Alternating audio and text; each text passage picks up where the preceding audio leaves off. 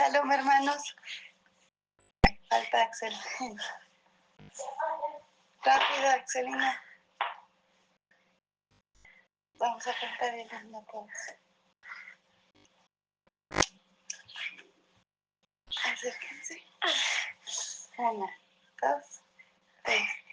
Mientras aún palpite el corazón de un alma hebrea, rumbo al oriente dirigimos la mirada a Jerusalén. No estará perdida la esperanza de los 1000 años de ser un pueblo libre en nuestra tierra, la tierra de Sion y Jerusalén. De ser un pueblo libre en nuestra tierra, la tierra de Sion y Jerusalén. Shalom, comunidad, que el Ruach HaEmet nos guíe a través de su bendita palabra. Antes de iniciar, es necesario poner en su conocimiento que la enseñanza del día de hoy, o el poder que ella oculta, solo puede usarlo o experimentarlo uno que está dentro del pacto. Ninguno que esté por fuera se acercará en equiparse con el varón que perdió y después recuperó lo perdido, que veremos en el tema de hoy. El pasaje que estudiaremos el día de hoy está en Segunda de Reyes 6, 1 al 7. Dice así: Y dijeron los hijos de los profetas a Elisha: Mira ahora, el lugar donde habitamos allí delante de ti nos es estrecho. Vayamos ahora hasta el Jardín y tomemos de allí cada uno una viga y hagamos allí para nosotros un lugar para habitar. Y dijo, id. Y dijo uno, por favor, accede, ven con tus siervos. Y dijo, yo iré. Y fue con ellos. Y llegaron al Jardín, cortaron los árboles, y sucedió que uno, al derribar la viga, el hierro cayó al agua. Y gritó diciendo, ah, mi Adoni, era prestado. Y dijo el hombre de Elohim. Está en Segunda de Reyes 6, del 1 al 7. Y dijo el hombre de Elohim, ¿dónde cayó? Y le mostró el lugar. Entonces cortó un palo, lo arrojó allí, y el hierro flotó. Y dijo, levántalo para ti. Y extendió su mano y lo tomó. El estudio se titula El Asha, y vamos a deshebrar cada verso. El verso 1 dice, y dijeron. Vayomer significa y dijo o y él dijo. El término hebreo para el verbo decir es amar, que básicamente implica el mero hecho de pensar dentro de sí, de modo como se ilustra en Génesis 44:28. Pero igualmente expresa la intención de actuar, según Éxodo 2:14. Es poner manos a la obra, es decir, actuar en consecuencia de las intenciones. Y dijeron, en este caso tiene intencionalidad, porque cada palabra o propuesta se hace con un propósito claro y consciente. Vemos que argumentan que lo que dicen se basa en razones lógicas. Claro, ellos están allí, están viendo, comparan ventajas y desventajas y tienen un objetivo, un consenso, porque buscan llegar a acuerdos o decisiones colaborativas. Es decir, que y dijeron se refiere a hablar con un propósito. Y tengamos en cuenta que es de forma comunitaria, mostrando en la cita que la comunicación ha sido dicha con peso, con autoridad, con consenso. Vemos que los hijos de los profetas no son solo hijos miembros de esa comunidad, que estudian y se preparan y se dirigen directamente a Elisha como su instructor que es, lo cual muestra una estructura sana de autoridad, de orden y cobertura. En la escritura, hablar al profeta implica reconocer dirección y orden. Significa que hay dependencia. Esta forma de relación se observa entre Moisés y los ancianos de Israel, quienes no actuaban sin presentarse delante de su instructor, como lo vemos en Números 1, 16 al 17 y en Éxodo 18, 21 al 23. Porque recordemos que el orden precede siempre a la expansión. Los hijos de los profetas. Esta expresión que en el Tanaj no describe únicamente descendencia biológica, sino pertenencia, herencia y continuidad de vida. Estos son hijos formados en obediencia dentro de una casa, una escuela o una comunidad, lo que concuerda con el patrón de transmisión de la Torá, donde la emuná no se aprende como teoría, sino como vida compartida. Lo vemos en Deuteronomio 6, del 6 al 7, y Proverbios 22, 6. Mira ahora, Hiné na. Mira esto, he aquí. Na, por favor, ahora es una partícula de súplica. Suaviza la petición, indica humildad y respeto. A menudo, na va unida a iné, como en este caso. Juntas, he aquí, mira ahora, observa, presta atención. Se usa para introducir algo importante, algo que es digno de consideración. Es una expresión que, si bien muestra cortesía, también puede expresar urgencia. Es muy común en el Tanaj cuando se pide discernimiento, como en Segunda de Reyes 2:19 y Génesis 2:11. Tenemos entonces la frase Hinena, mira ahora.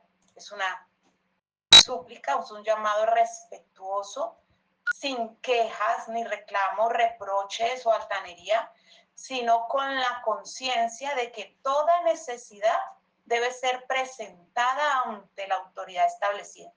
Es una observación consciente y respetuosa.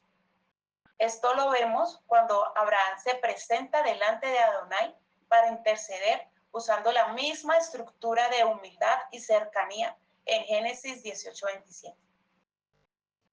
Los hijos de los profetas no toman decisiones de manera independiente, sino que presentan la realidad al instructor que los guía y que atiende a sus necesidades. Eso también tiene que ver con la posición del Lamed. La expresión como puedes ver o mira ahora o he aquí, como dicen otras versiones, señalan respeto, humildad y atención hacia ese guía, hacia ese instructor. Es como una invitación formal a considerar una situación surgida naturalmente, que es la necesidad de crecimiento dentro de la comunidad. Los hijos hablan a Elisha. En la cita se está reconociendo en cabeza de quién está esa autoridad y la formación. Ellos hablan cara a cara con su instructor, lo que indica respeto, conocimiento, confianza y rendición o sujeción a esa autoridad. El lugar donde habitamos. Esto indica morar, permanecer, establecerse. Confirma que los hijos de los profetas no asistían únicamente a un centro de estudio, sino que vivían en una comunidad donde casa, hogar, familia, vida, servicio y formación eran una sola realidad. No hay separación entre vida cotidiana y formación espiritual. Todo ocurre ahí, delante del profeta y bajo su mirada o supervisión constante. Este mismo modelo aparece en la organización levítica, donde los sacerdotes habitaban en los espacios asignados para servir continuamente a Adonai. Está en Números 35 del 1 al 3 y en Josué 21 del 1 al 3.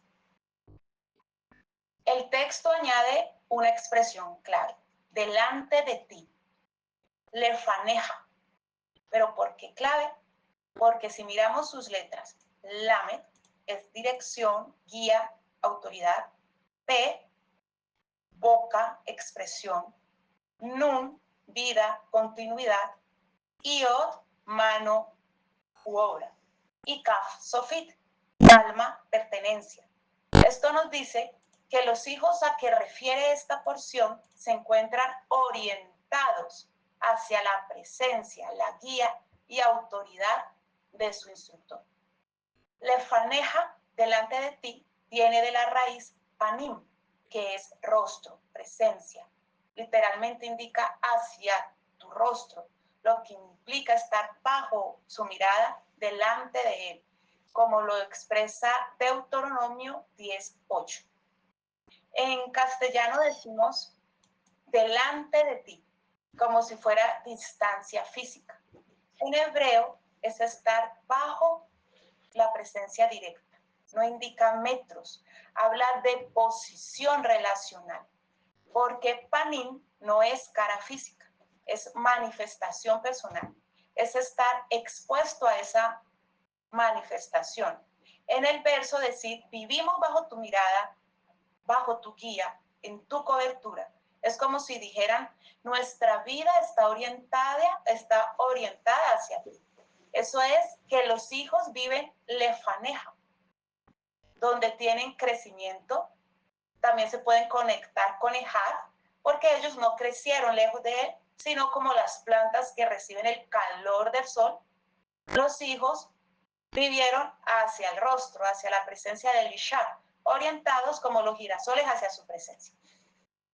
¿Y qué dijeron los hijos? Nos es estrecho. Zar mimenu. Zar es la raíz y significa estrecho, apretado, comprimido, limitado, usado para angustia, opresión o limitación espacial, como lo dice en Salmo 18:6. Esta palabra zar proviene de la misma raíz que da origen a Mitzraim, que es Egipto, cuyo nombre en hebreo significa literalmente lugar de estrechez u opresión. Entonces se refiere a un lugar angustioso y la raíz tiene que ver con estar apretado, comprimido, encerrado o atado. En la Torá, Mitzraim representa el espacio donde la vida se comprime y no puede expandirse. Esto es verificable en Éxodo 1:13-14 y Deuteronomio 26:6-7. Sin embargo, aquí la estrechez no nace de la opresión, sino del crecimiento. La misma raíz es usada, pero con un sentido redimido. No es esclavitud, sino expansión que exige cambio. Es como si tuviera una aplicación en positivo y en negativo. En este contexto, su significado es positivo. Entonces, el problema no es carencia, es expansión. La comunidad ha crecido y el espacio ya no alcanza. La estrechez física que marca es en sentido que indica vida, crecimiento y dinamismo. Significa que está en constante movimiento. En cambio, en evolución o actividad transformadora por los procesos. Y no tiene que ver con fracaso. La casa profética está llena. Los hijos han aumentado y el lugar necesita ensancharse para poder sostener la vida de la comunidad y la formación de ella. Este patrón se repite en toda la Torá. Antes de la ampliación viene la conciencia del límite. David testifica que Adonai los sacó al lugar espacioso, después de la angustia en Salmos 18:19. Y el profeta Isaías anuncia que Sión deberá ensanchar su tienda, porque sus hijos crecerán. Esto es Isaías 54:1-3. Vemos en estos ejemplos que la estrechez no es señal de opresión, sino de transición hacia una nueva etapa, un avance en el proceso, un ascenso en el peldaño de la madurez en el carácter. Vamos entonces a hacer un breve repaso. El verso 1 establece una casa profética viva, hijos formados, autoridad reconocida, presencia constante y un crecimiento que provoca estrechez. Antes que ocurra la crisis que vendrá más adelante, la porción nos muestra orden, vida, desarrollo dentro de la comunidad, sujeción a la autoridad, pero también iniciativa, proactividad y discernimiento de los hijos que no están sentados como limoneros esperando a que el instructor se percate de la necesidad y les dé o haga por ellos, sino que estos andan apercibidos de su estado, de su necesidad. Han aprendido a ver y están dispuestos a actuar con la guía y compañía de su profeta o instructor. Se debe tener en cuenta que la experiencia que seguirá en el proceso de expansión no ocurre en medio de caos, sino en un entorno ordenado. Y precisamente aquí podemos empezar a reconocer que la intervención de Adonai en todo este contexto tiene un sentido profundo, porque él no restaura lo que permanece en estado muerto, sino lo que está vivo y sujeto a cambiar, presto a moldearse, a moverse, a crecer, a expandirse. Y al decir en un entorno de orden, me estoy refiriendo a que como miembros de una comunidad sabemos que tenemos subidas y bajadas, que somos corregidos, a veces regañados, incluso sujetos a que nos jalen las orejas. Y eso no significa desorden, todo lo contrario. Es lo que hace de la comunidad una casa, un hogar, una escuela, donde cada día somos confrontados para mejorar, si es que así nos disponemos. Que la comunidad sea familia es lo que hace que nos quedemos para echar raíz y fructificar. Porque los hijos vivos de la casa no se estancan cuando perciben una estrechez, sino que se mueven. El verso 2. Vayamos ahora hasta el jardín y tomemos de allí cada uno una viga y hagamos allí para nosotros un lugar para habitar. Y dijo, id.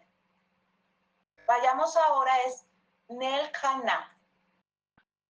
Es vayamos ahora o por favor vayamos. Es ir, caminar. Esto es voluntad, decisión compartida, automovilización colectiva que expresa decisión interior, disposición voluntaria, acción consciente y sobre todo muestra que los hijos son unos muchachos de iniciativa, esforzados, trabajadores, porque habían podido decir, esperemos a ver si nos envía o a ver si nos manda o nos pide que hagamos tal cosa o haznos espacio, construyenos, pero no. Ellos dicen, vamos. Eso es madurez espiritual o crecimiento espiritual o desarrollo interior. También es dominio propio, porque es decisión de ellos. Como en Éxodo 24:3, haremos y oiremos. Aquí el pueblo propone, es una acción voluntaria. Hasta el jardín. La raíz es yarat, que quiere decir ir hacia abajo, bajar, descender, es decir, el que desciende. En el Tanaj, el jardín casi siempre marca transición, cruce, cambio de etapa, preparación, inicio o cierre de misión, transferencia espiritual, nuevo nivel de misión y renovación. Así es como vemos a Israel que lo cruza antes de entrar a la tierra prometida en Yehoshua 3, 14 a 17. Cuando los sacerdotes subieron del medio del jardín, las aguas volvieron a su lugar. Esto fue en Yehoshua 4, 18. Y Elías y Eliseo, Eliyahu y Elisha lo cruzan. Aquí hay transferencia profética. Ocurrió en Segunda de Reyes 2 al 8. 2:8. Así, con estos ejemplos podemos ver claramente a Israel que cruza el jardín como entrada para tomar la herencia. como salida del ministerio de Eliyahu y como inicio del ministerio de Elisha. El Jardín, el que desciende, enseña un principio constante en el Tanakh. Toda expansión verdadera comienza con un descenso. Antes de heredar, volvemos a verlo, Israel baja al río. Antes de recibir el manto, Elisha desciende con Eliyahu. Antes de edificar una casa estable, los hijos bajan a trabajar la madera.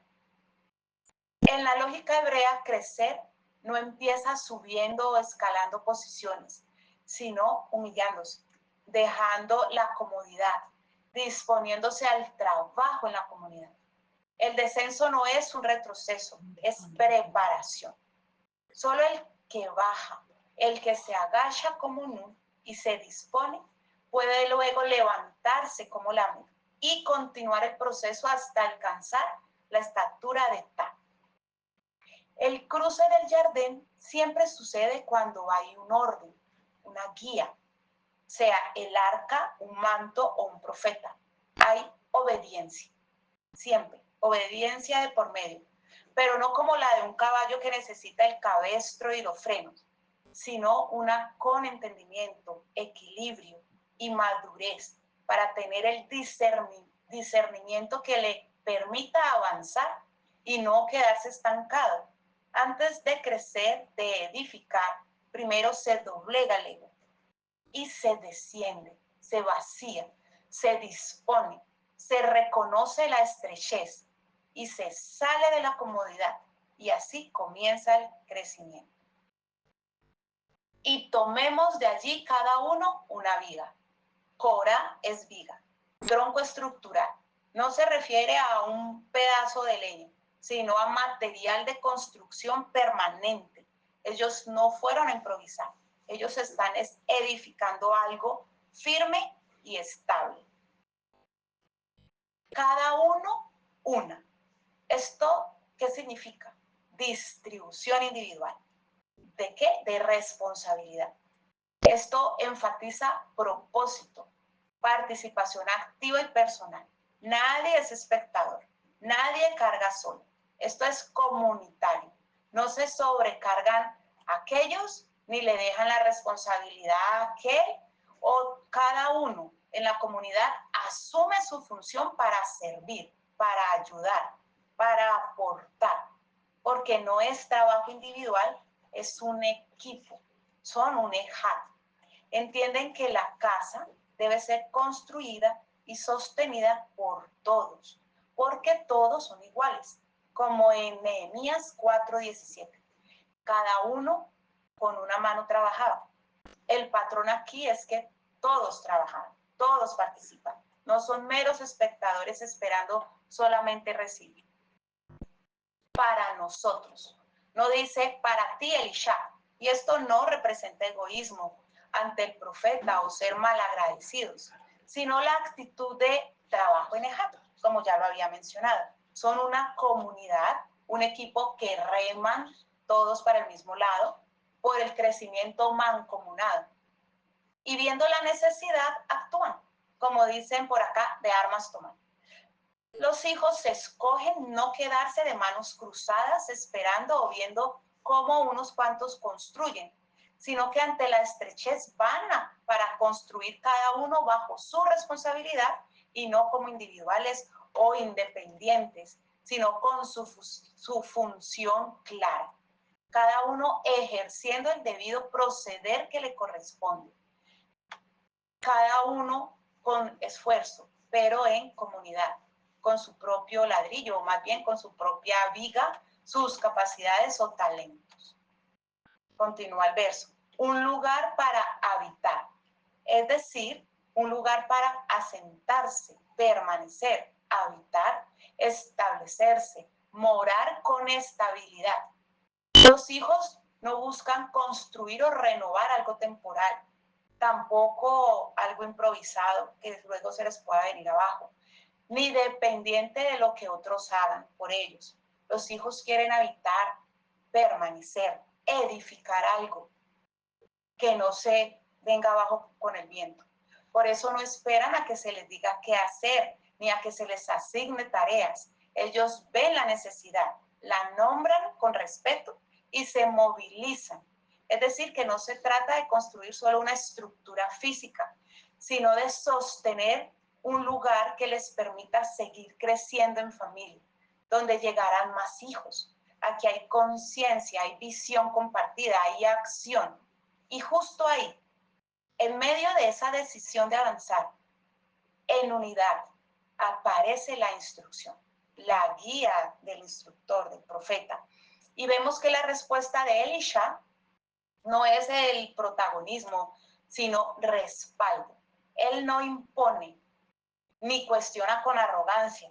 Él actúa como aquel papá que al enseñar al hijo a manejar la bicicleta, lo suelta y le dice, vayan, da la oportunidad de que ellos crezcan con lo que él ya les ha enseñado. Verso 3. Y dijo uno, por favor, accede, ven con tus siervos. Y dijo, yo iré. Esta expresión y dijo uno, no dice y dijeron, no usa plural, sino ha-ehat, el uno. Gramaticalmente es una sola persona la que habla. Sin embargo, en el contexto narrativo hebreo, esto no señala, no tiene nada que ver con individualismo o independencia del resto, sino representación. La decisión de ir ya había sido colectiva. En el verso anterior lo vimos, cuando dice vayamos. Pero ahora uno se acerca como portavoz, no todos hablan a la vez, no todos van presionando al instructor, sino que hay un orden debido. También esto muestra respeto y sobre todo una estructura clara y firme. Porque recordemos que la comunidad no funciona como una asamblea caótica donde cada quien exige por separado, sino que se organizan y delegan la voz.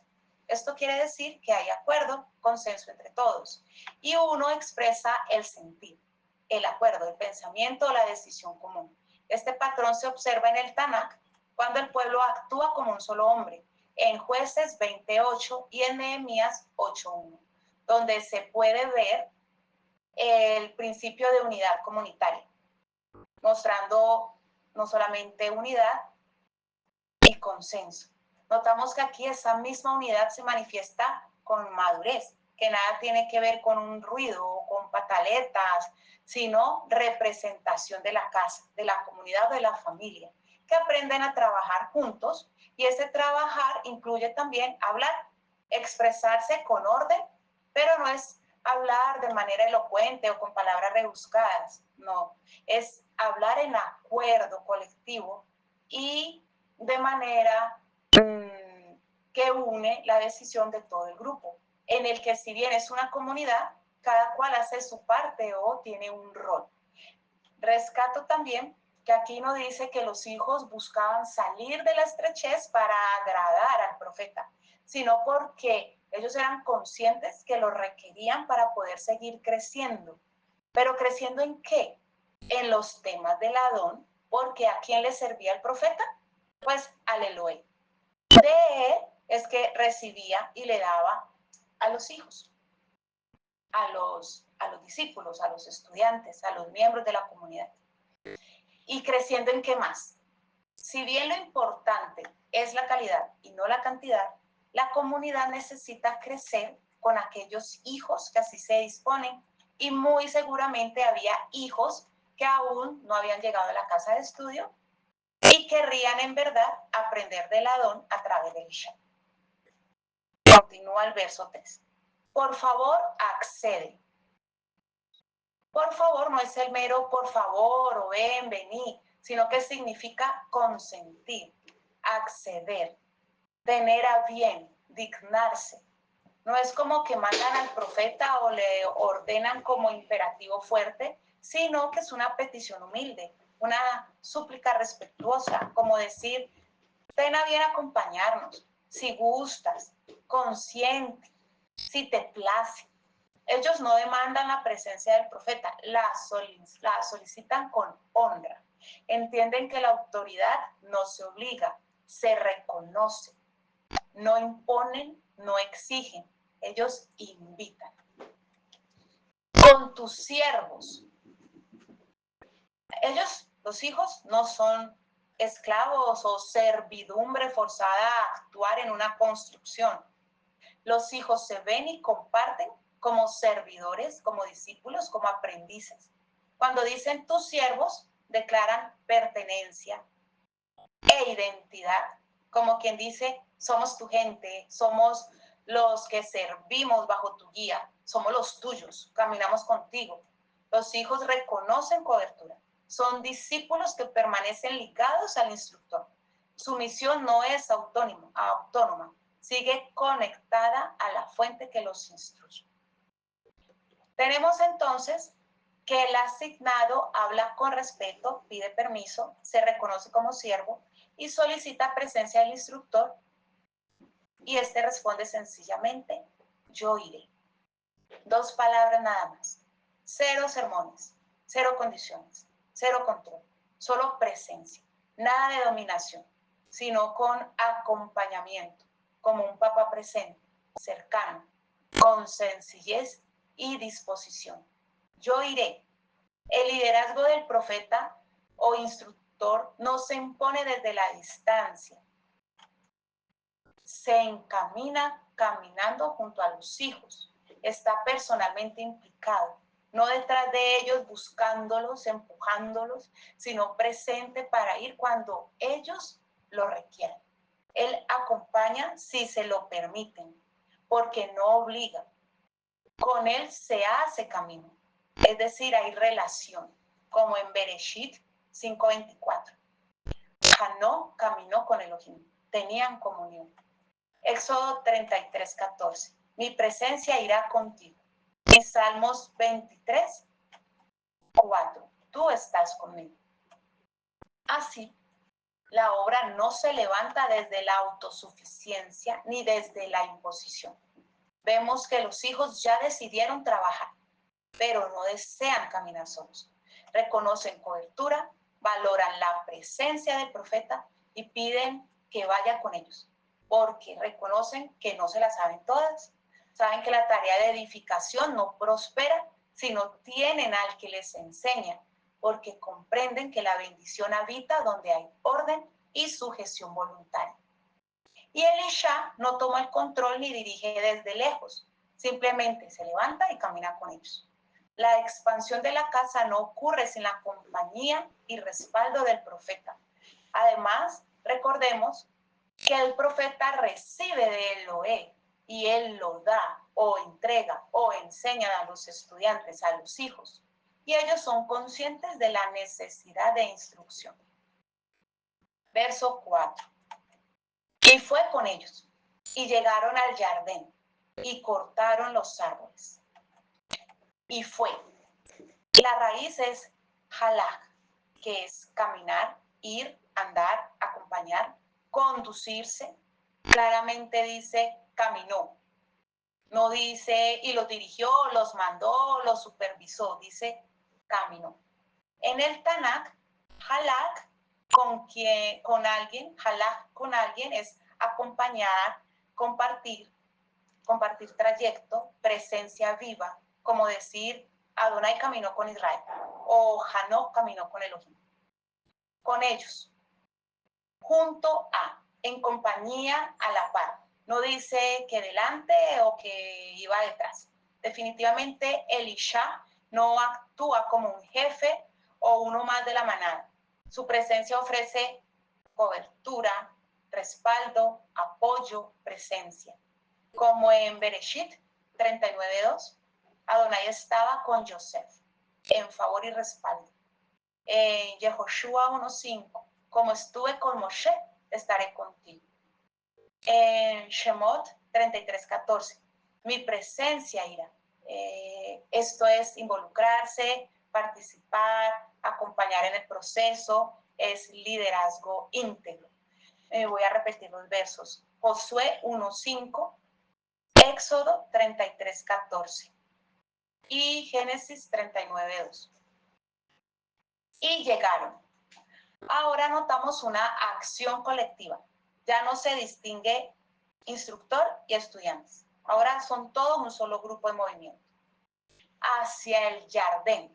Ya sabemos que no es un lugar cualquiera, sino destino intencional, no predestinación. Vemos que van con propósito, En el Tanakh, el jardín dijimos que es transición, cruce, cambio de etapa, inicio de nueva misión, pasar a otro nivel. Ahora, la comunidad también va a cruzar su propia etapa. Y cortaron, gazar.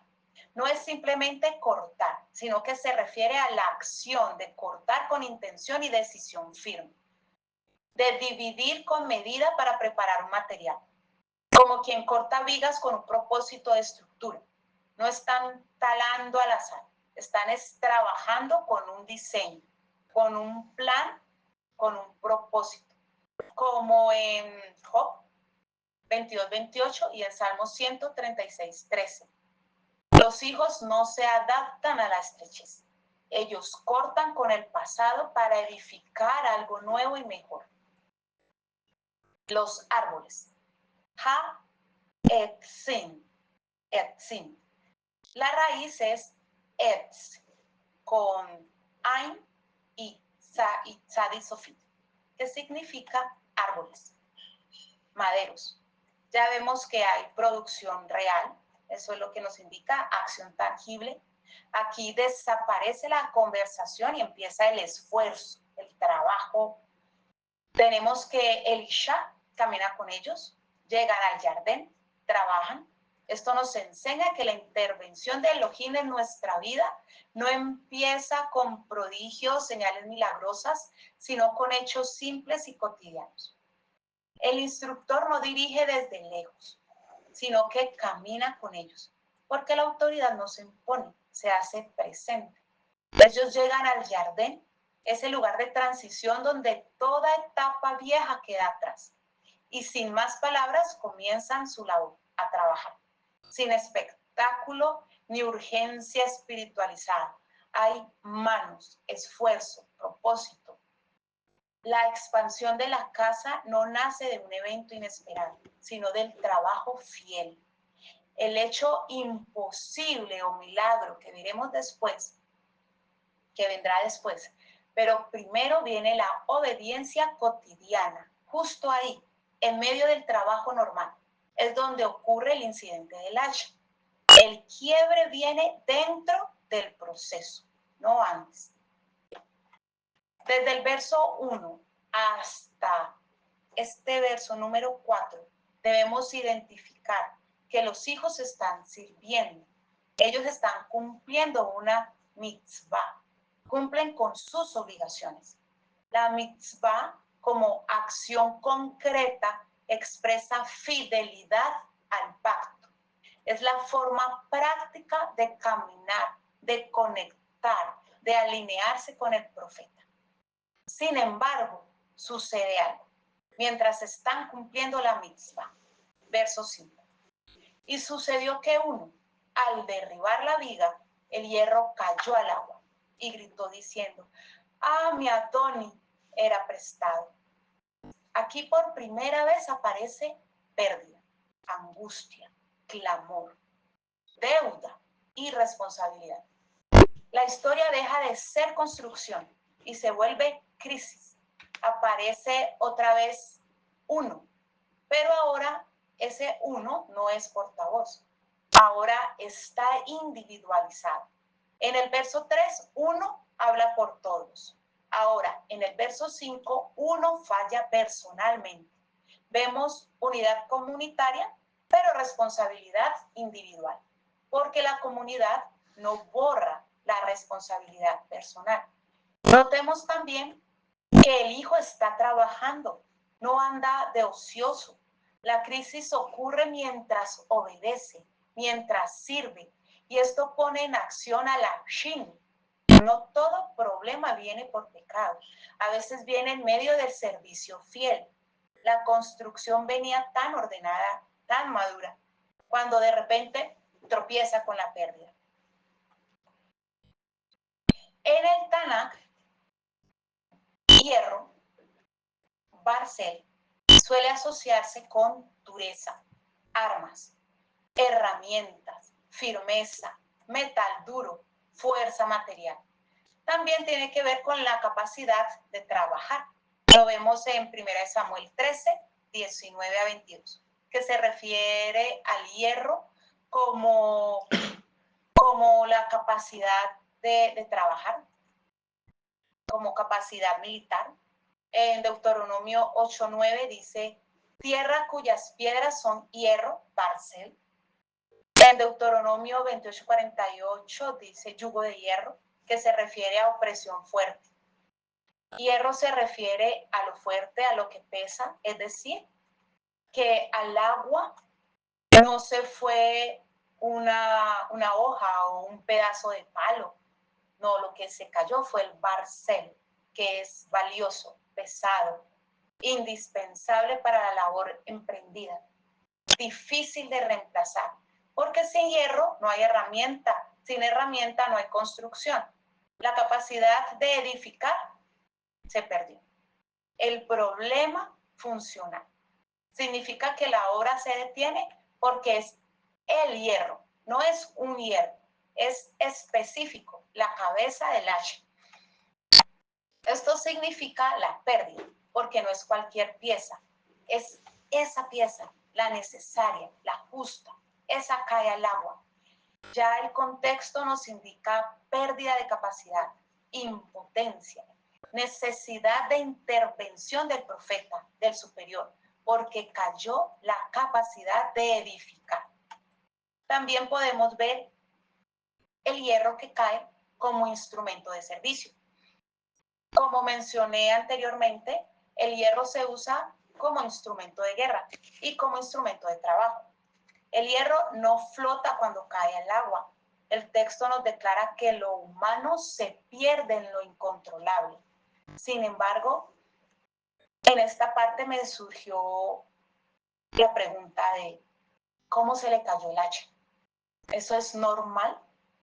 ¿Será que el hijo fue algo imprudente o no sabía desempeñar la labor o extralimitó su fuerza? Entonces, pensaba en eso y decía, bueno, ¿cómo se puede asegurar ese instrumento que es fundamental para la obra? Entonces, atando el hacha al mango, asegurando el mango, cortar lejos del agua, trabajar en tierra firme. Voy a marcar los siguientes ejemplos que tienen que ver con perder el instrumento y no volverlo a recuperar. Shaul tenía autoridad, pero no esperó al profeta. En 1 Samuel 13, él no aseguró el instrumento, es decir, el reino con obediencia. Usa tocó el arca para ayudar. En 2 Samuel 6, del 6 al 7.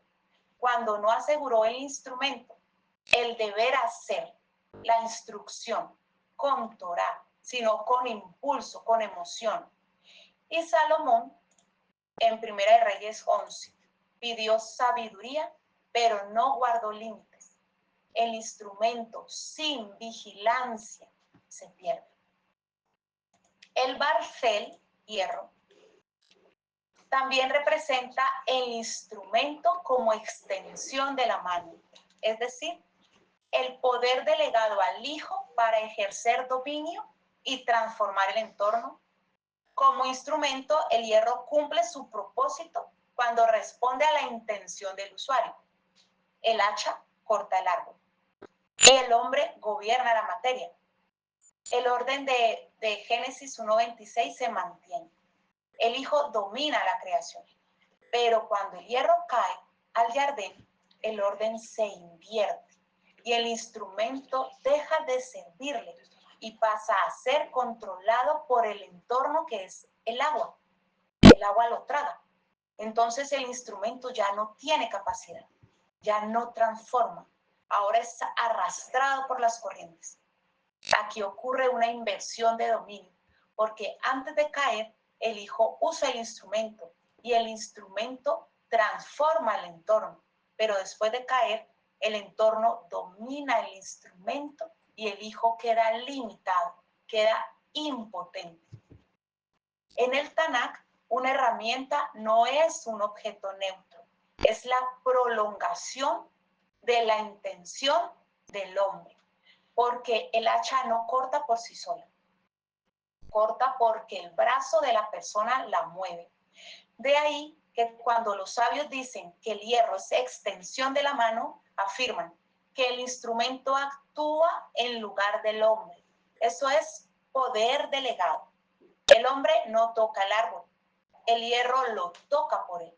Por eso cuando el hierro cae, el brazo ya no llega, la voluntad ya no actúa, la función queda interrumpida. Por eso la pérdida del instrumento se compara con la pérdida de autoridad funcional, es decir, pérdida real de actuar conforme a una mitzvah. Por otra parte, y aquí viene algo muy importante, la función del hierro como instrumento de trabajo es el de cortar. El hierro también es símbolo de fuerza, de juicio y de rigor. Voy a hacer un paréntesis. ¿A qué se refiere? ¿A qué se refiere que es símbolo de fuerza, de juicio y de rigor? De juicio. El juicio tiene que ver con hacer y enseñar el bien proceder. Es aplicar lo que dicta o manda la norma de la Torá en caso particular, como ya fue establecido. Y el que hace un juicio debe cumplir con ciertos requisitos. Sin el fiel cumplimiento de ellos, con facilidad o buena intención podría caer en la Lashon Hara o en la Lashon Hara. Me voy a devolver. El hierro también es símbolo de fuerza, de juicio y de rigor. En la Tanakh aparece como contraparte de la Torá. Sabemos que el propósito de la Torá es alargar la vida, mientras que el filo del hierro tiene como objetivo cortar la vida. El hierro corta por el poder del brazo que lo maneja. Cuando el discernimiento del hijo falla, el hierro cae, el hierro se echa a perder. El hierro cayó al agua. Cayó, la raíz es nafal. Quiere decir caer, desplomarse, derrumbarse, perderse, fracasar, derribarse, fallecer o fallar. No es el que se resbaló suave o que tuvo un accidente trivial o que se soltó o se deslizó. Dice nafal, como si la herramienta colapsara, como si la capacidad humana fallara, como que el esfuerzo humano no es suficiente, como que nuestra fuerza tiene límite, es decir, una caída irreversible. Recuerden que venimos de un escenario de crecimiento comunitario del verso 1 al 4. Aquí el texto nos va enterando que aunque se trate de la comunidad unida, esto no elimina su fragilidad, su vulnerabilidad. Nafal se usa cuando algo muere, se pierde, colapsa, cae en desgracia, como en Josué 7:5, cuando cayó el corazón del pueblo, símbolo de derrota. En 1 Samuel 4:10, cayeron muchos muertos, esto es una tragedia. Eclesiastés 4:10, hay del que cae y no hay quien lo levante. Nafal casi siempre trae tono de pérdida seria, como acabamos de ver. No suele referirse a un accidente. En el verso no dice, oh, se soltó, se deslizó. No, es nafal, como si la herramienta colapsara, la capacidad humana fallara, como que el esfuerzo humano no fue suficiente, como que nuestra fuerza tiene un límite. Recuerden que venimos de un escenario comunitario. Dice, y el hierro cayó al agua. Jamaim, las aguas, aguas físicas, profundidades, caos, abismo, fuerzas incontrolables que tragan. En esta situación, las aguas pueden verse como caos, amenaza, peligro. Recordemos que en Génesis 1:2 se refiere a las aguas como un abismo acuoso. En Salmos 69:2 dice, me hundo en aguas profundas, como profundidad incontrolable, como profundidad incontrolable. Y de nuevo en Salmos 18:17, en Jonás 2, las aguas son como la sepultura. Las aguas pueden ser un lugar donde lo que cae no se vuelve a ver, donde lo que cae no se recupera, desaparece. El agua no devuelve, ella traga. El hierro había podido caer en tierra, en arena, en el pasto, pero no, cayó en las aguas. Es decir, pérdida humanamente irrecuperable. Si algo de hierro cae en un río, ya se fue, se perdió. Si se pierde algo que flota, ahora un hierro, pues no hay buceo, no hay rescate, hay impotencia total. El hierro se hunde porque el instrumento humano no sobrevive al caos. La obra sin orden se pierde, se hunde, se ahoga. Y gritó. Gritar, clamar por auxilio, pedir ayuda desesperada es Zak, es grito de socorro, como en Éxodo 2:23, cuando Israel clamó por la opresión, y en Jonás 2:2, clamé desde la angustia. El común denominador clave del clamor es que sucede cuando ya no hay solución humana. El clamor marca el reconocimiento del límite. No es un rezo ritual, repetitivo, robótico, mecánico, no. Es clamor real, es urgencia, es la voz del que ya no controla la situación. En el Tanakh, Zak siempre aparece cuando el hombre reconoce que no puede salvarse. Y la justicia de Elohim debe de intervenir. Por eso Elohim responde al clamor y no a la forma. Y dice, ah, mi Adoni, exclama el hijo, un gemido, un lamento, un sobresalto. Esta palabra aparece en contextos de angustia real, como en Josué 7:7, en Ezequiel 4:14, siempre como para expresar, esto me superó. Es un grito visceral, es un shock. También Jeremías 1:6, siempre expresando reconocimiento de impotencia total. Adoni aquí se refiere a una autoridad humana, mi guía. Se usa para profetas, autoridades, reyes, mi amo. Mientras ellos construyen con orden, mientras cada uno cumple su parte, una mitzvah, de pronto el Barcel colapsa en las aguas, se pierde en lo irrecuperable. Expresa un dolor inmediato, Adoni, y corre al instructor.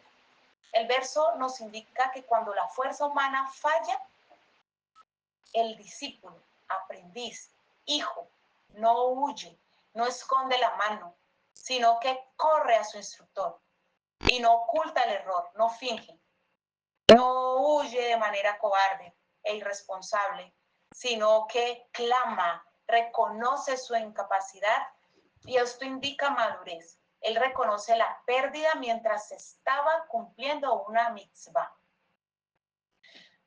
Adoni no es solamente por el hierro, es por la incapacidad de cumplir el propósito, la instrucción, el mandato, la mitzvah.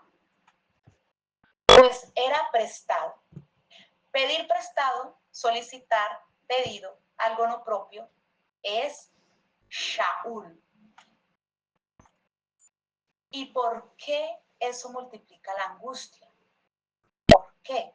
Pues porque no era suyo, porque ahora representa una deuda, tiene la responsabilidad sobre el instrumento perdido y ahora encara la vergüenza por la imposibilidad de pagar, porque es que no tiene solución a ese problema y debe responder. En la Torá, una deuda es una carga seria, Lo pueden leer en Éxodo 22. Éxodo 22.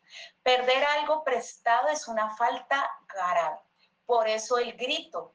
Y otro detalle a notar es que en este verso, la única persona individualizada en el relato es el hijo que pierde el hierro. La comunidad puede ser extraordinaria, increíble, pero el riesgo personal nunca desaparece y la ignorancia no es excusa. La raíz de Shaul es Shaal. Como dije antes, es pedir, solicitar, pedir prestado. No es una palabra neutral. Shaul tiene peso jurídico, como lo vemos en Éxodo 22:14. Si alguien toma algo prestado y se daña, pues lo debe pagar. Así. No es, uy, se me cayó. No, es una deuda real, una obligación económica. Y en una comunidad de hijos de profetas, probablemente pobres, puede ser, y esto no era reemplazable fácilmente, lo que representaba una carga grande. Y es que la crisis no invalida la madurez. La crisis ocurre dentro de la fidelidad. Pensar que si hago todo bien, nada me va a salir mal, es un error, es un pensamiento griego. En el Tanaj, el justo también pierde el hierro. Y algo que se marca es que el hijo no culpa. No se anda justificando y no dice, ay, alguien me empujó. Solo grita como un niño que se cayó de la bicicleta. Ay, esto es vulnerabilidad. No oculta lo ocurrido como un orgulloso, sino que corre al guía. Esto es relación de casa, de familia.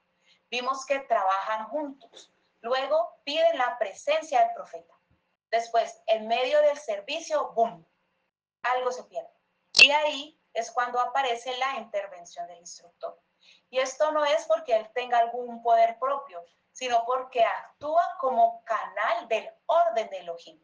Esta intervención se manifiesta cuando el hombre reconoce su límite, porque en hebreo lo prestado no se posee, se administra. El servicio, el llamado, no es propiedad del hijo.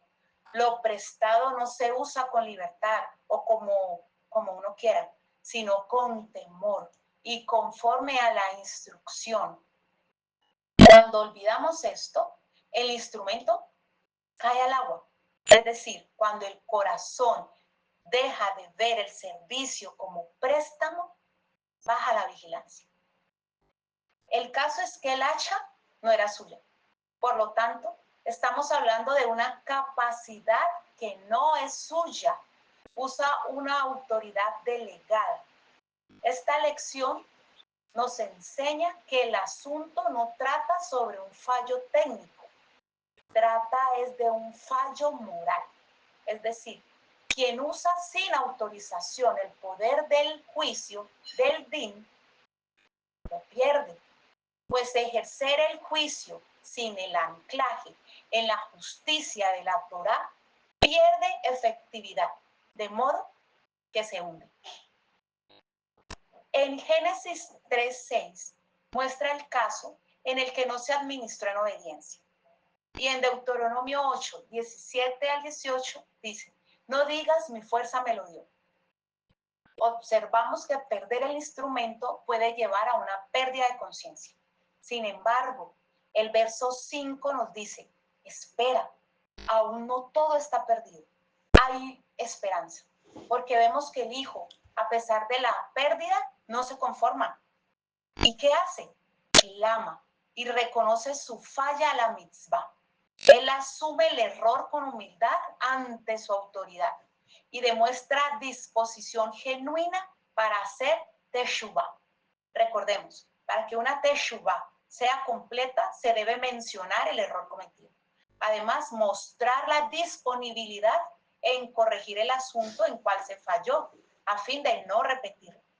Si la teshuvah no es completa, sin duda se repetirá el mismo problema y peor.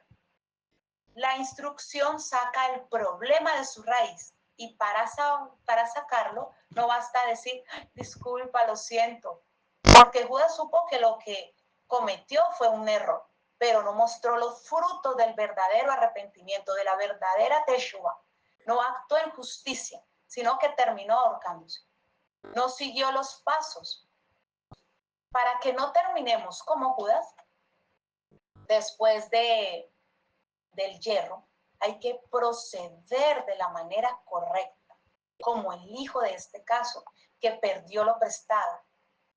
En este verso podemos apreciar que la humildad antecede a la verdadera teshuvá, lo cual habilita, abre la llave, es la clave para que la solución intervenga.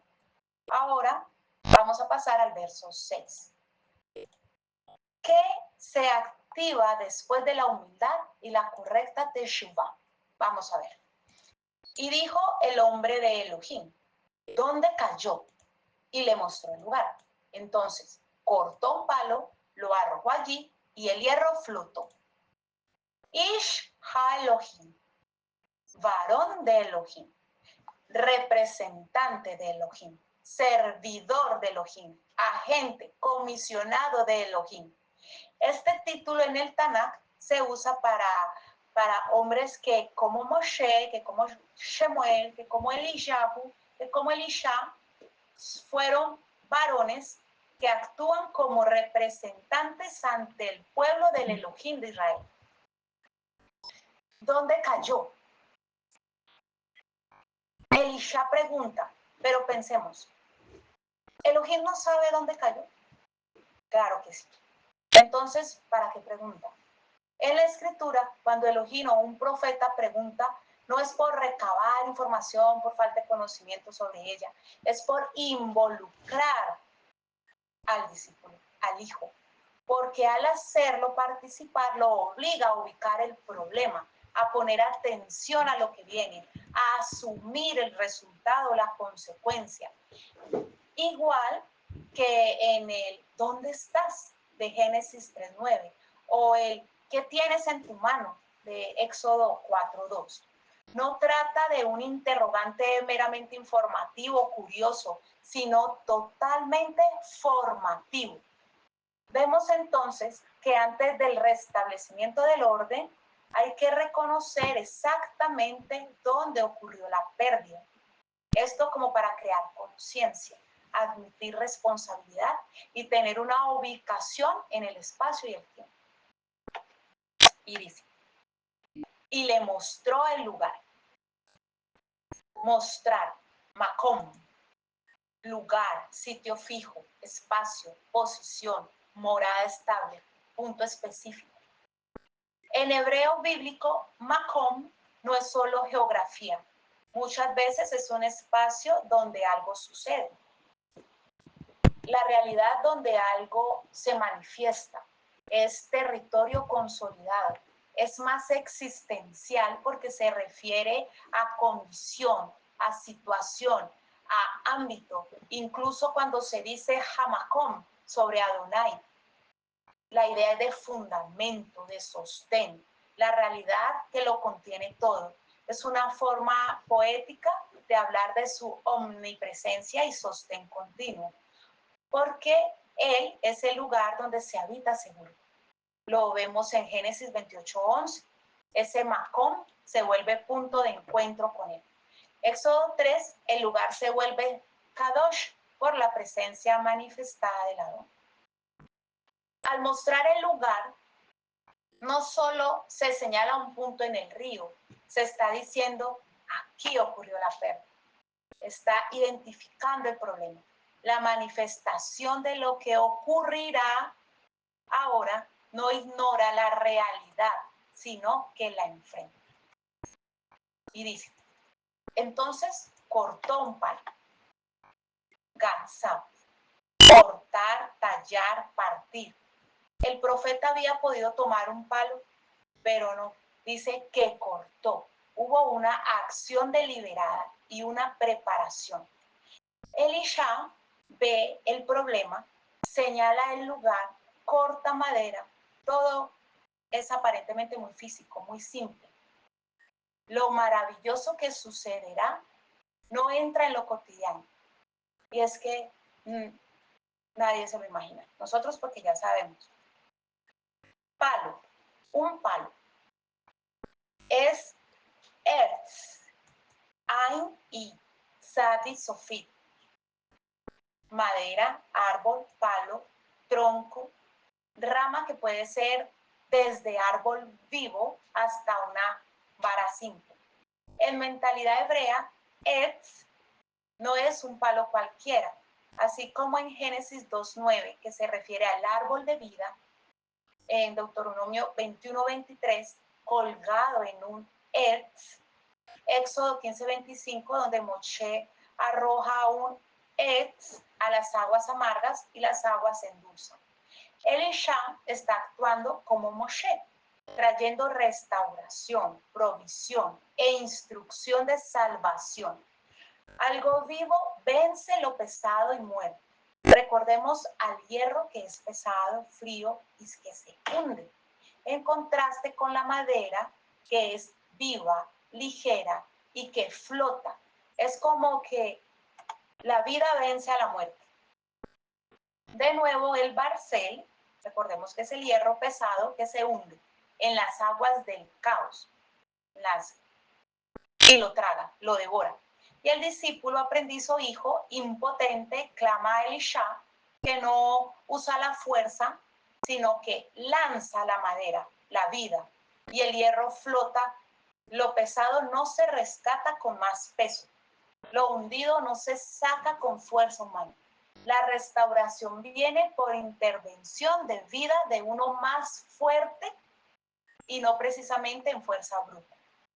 El texto dice que arrojó un erz, un palo, tan aparentemente sencillo, como si dijera, cuando hay autoridad profética, hasta un palo se vuelve instrumento de redención. Lo arrojó allí. Arrojó o lanzó. Es shalak, y ese verbo es lanzar, echar, arrojar, tirar lejos, soltar deliberadamente, como en Jonás 1:15, ellos arrojaron a Jonás al mar. En Éxodo 4:3, échala al suelo, se refería a la vara. Y en Salmos 55:22, echa sobre Adonai tu carga. Esta palabra siempre implica transferir algo de tu mano hacia otro lugar.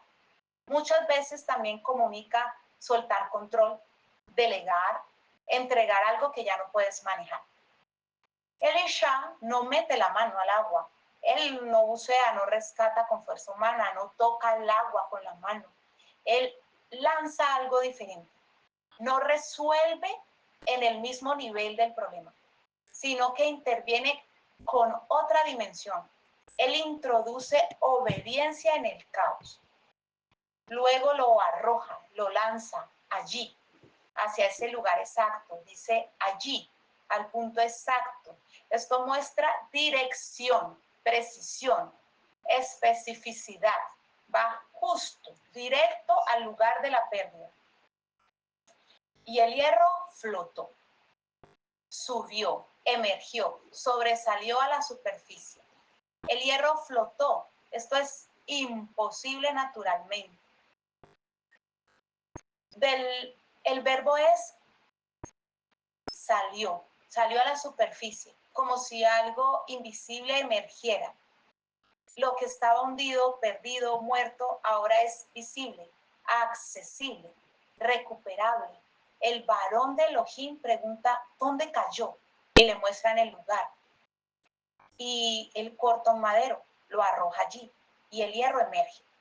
Lo que se pierde en lo profundo no se recupera con fuerza humana. Se recupera cuando el árbol de vida, Erz, toca el lugar exacto de la caída. El hierro muerto sube. La vida vence el peso de lo que está hundido en lo profundo. La presencia vence la imposibilidad. El instrumento vuelve a su lugar donde el hijo vuelve a su límite. El texto no dice que el agua cambie. El jardín sigue siendo agua, profundidad. Lo que cambia es la relación entre el hierro y el agua, porque se forma una restauración de la relación correcta. Antes el hierro se hundió. El instrumento no puede dominar el entorno. Después, el hierro flota. El instrumento vuelve a gobernar su función.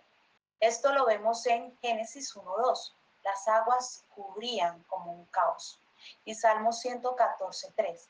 El Jardín retrocedió. Las aguas obedecen al orden de Elohim. Cuando hay orden, el entorno deja de dominar el instrumento. También vemos que el hacha no es reemplazada, no se crea otra, la misma sube. Esto es restauración, porque se devuelve a su función inicial, se devuelve a su lugar, se devuelve a su dueño. Hay reordenamiento como era en el principio. Cuando el hierro flota, el orden se restaura, el instrumento vuelve a responder. La autoridad regresa a su lugar. El hijo recupera su capacidad de cumplir con su parte. Y no se trata de una conquista humana para nada. Es intervención absoluta de Elohim. La restauración del orden no solo levanta el hierro, sino que restituye el orden del reino. Existe un principio jurídico que establece que cuando quieres recuperar algo, tienes que dar algo a cambio, sustituir. Y este acto se llama kafar, que significa cubrir, hacer caparot, expiación. Y claramente este principio lo vemos actuando. Aquí tenemos un palo por el hierro. Claramente podemos reconocer que esto es un trueque. Ningún milagro o portento es un acto seco o simple, o un acto en el cual solo se emplea el poder o la potestad. La verdad es que todo milagro está sujeto a unas normas y a unas leyes en el cual hay tal intercambio. El hierro, como podemos ver, no fue reemplazado, como afirman los cristianos, que Israel fue reemplazado y el Tanaj sustituido por el mal nombrado Nuevo Testamento. El hierro es restaurado, esto es Israel echado al fondo de las naciones.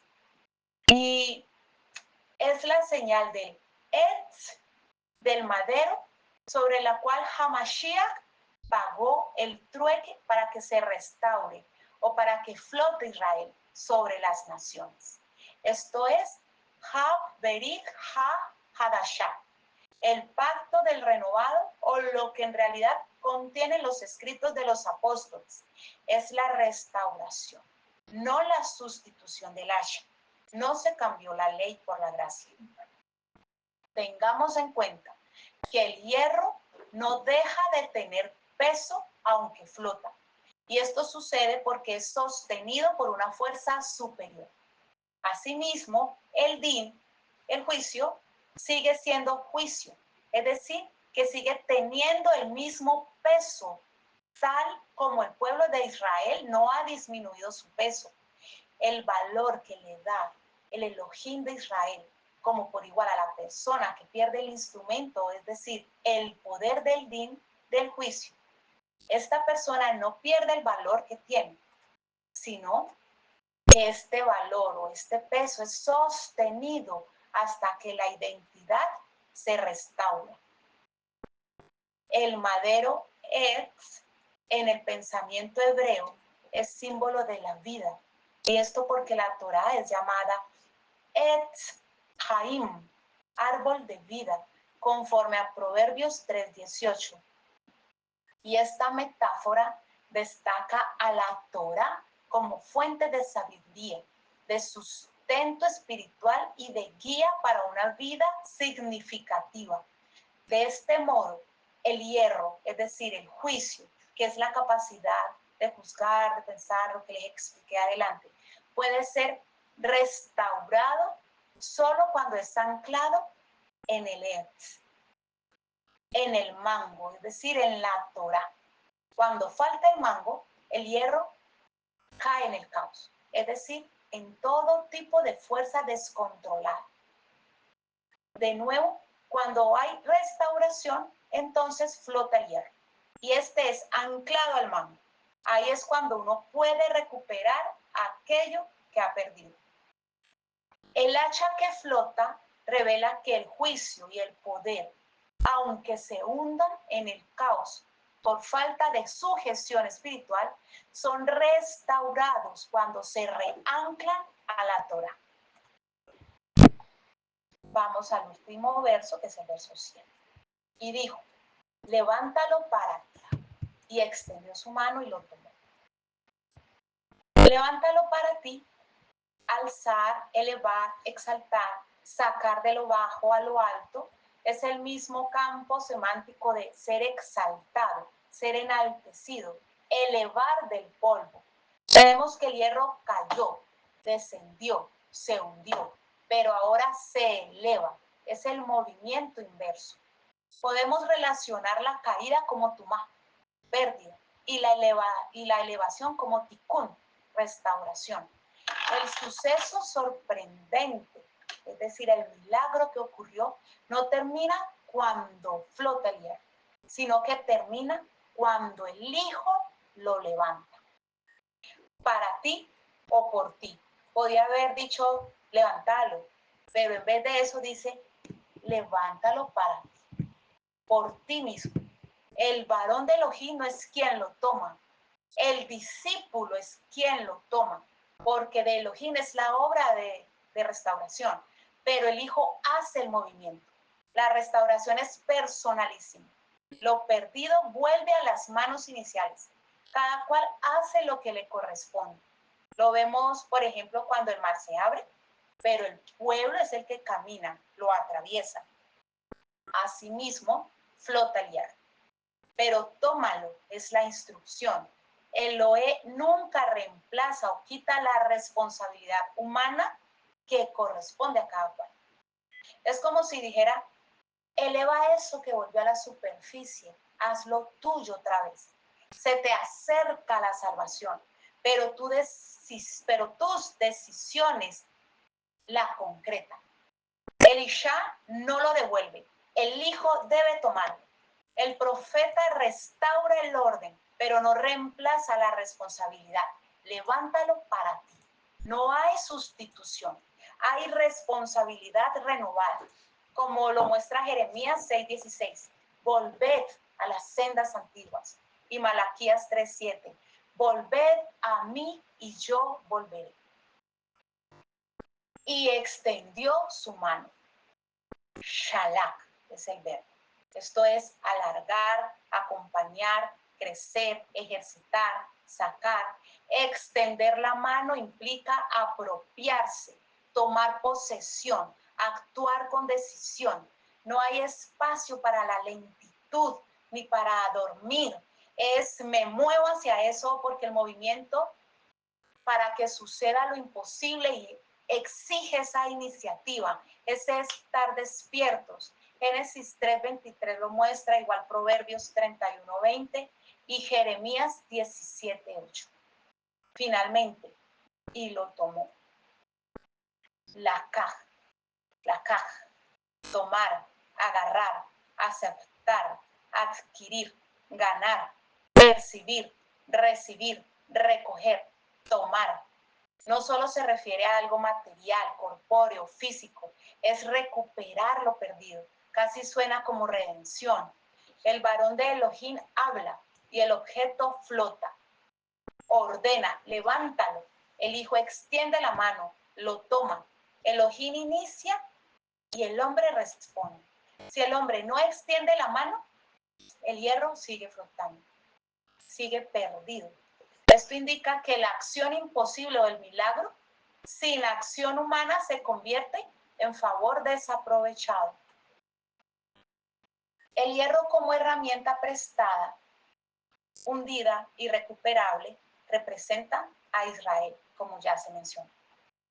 Tierra del Adón que perdimos al caer al exilio y totalmente incapaces de rescatarnos nosotros mismos, hundidos en las profundidades del agua de las naciones y en sus doctrinas de reemplazo, Necesitamos que Elohim nos sacara fuera y que extendamos las manos para poder tomarlo, agarrarlo, aceptarlo, recibirlo, apropiarnos de la vida que nos da. El varón de Elohim interviene y hace posible lo imposible, pero Israel debe levantarse y tomar, hacer lo que le corresponde en la parte del pacto. Esto es casi un eco de levántate y resplandece. Isaías 61.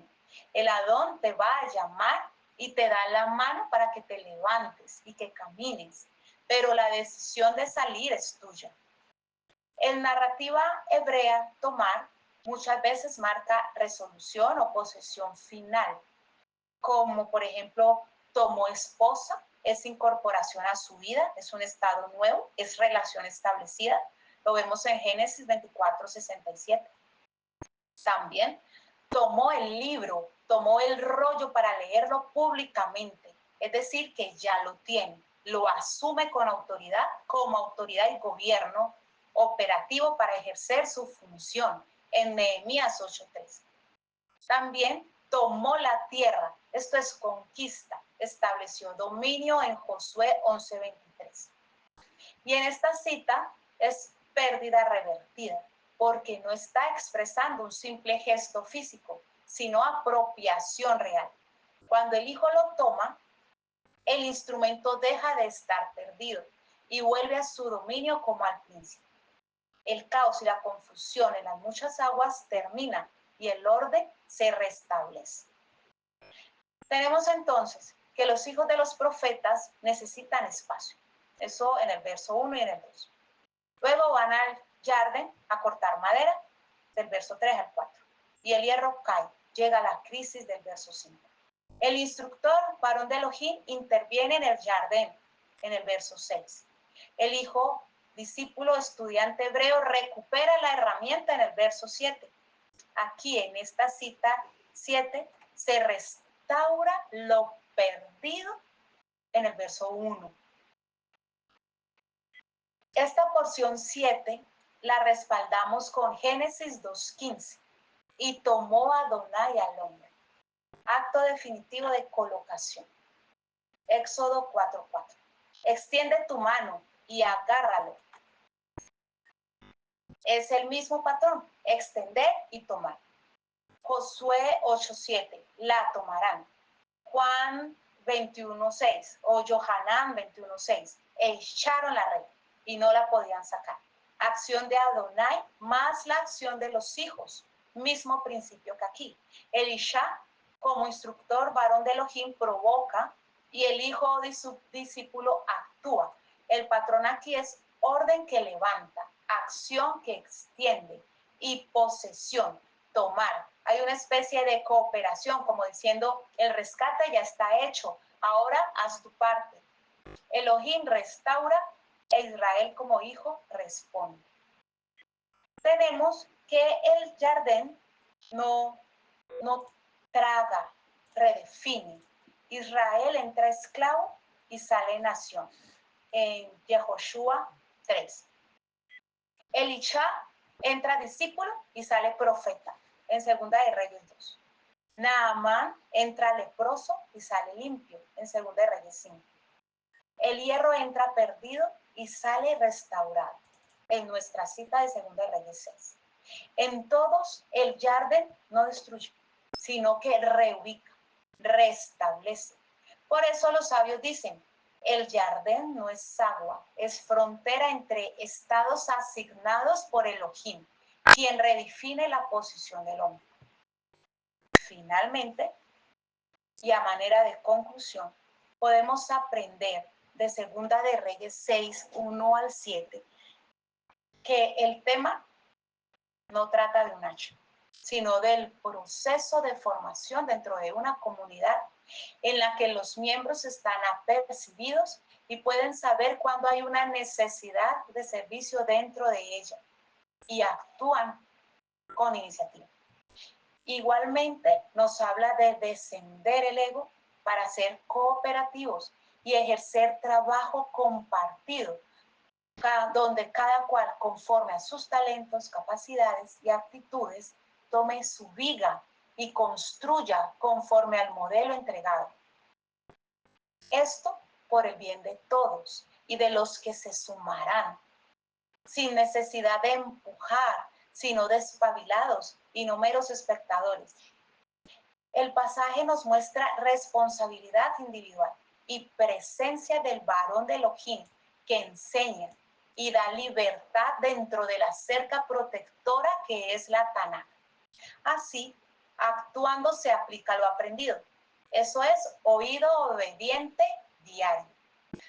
También vemos la prueba que aunque todos estaban haciendo el debido proceder, la fidelidad no evita las crisis, porque la shin es necesaria para pulir el carácter, mostrar lo que no está bien o mostrar lo que se debe mejorar o reforzar lo que se tiene. Y depende de qué actitud tengamos y con quién estemos en medio de la prueba que se revela de dónde vendrá la verdadera ayuda. Si vamos a quejarnos, a dudar, a irnos, a quedarnos hundidos en las aguas o a buscar al varón de Elohim para recibir instrucción. Se aprende también que el hijo puede dar, servir, aprendemos también que el hijo puede dar, puede servir o construir porque ha recibido del varón de Elohim las bases. El hijo ha recibido del varón de Elohim las bases para estudiar, para aprender. Ha sido entrenado para conocer cómo emplear el instrumento para su beneficio y para el beneficio de los demás. Así, sabiamente, ante una pérdida, se vuelve, se levanta y busca ayuda. Aprende que la restauración proviene de Adonai, con quien el hijo tiene esa relación cercana. Así es como crece Israel, con esfuerzo personal, pero en unidad con sus hermanos, dentro de una comunidad. Y su Redentor le extiende la mano y lo rescata para que no se pierda. Bien por quien prestará atención y obrará conforme a esta lección del día de hoy, si es que se llega a dar el caso de perder el asha. La pregunta, para que se la responda cada uno, es: si mi hierro cayera hoy al Jardín, ¿clamaría al hombre de Elohim? ¿O me quedaría en la orilla viendo cómo se hunde lo que se me confió? Gracias por su atención. Shabbat Shalom.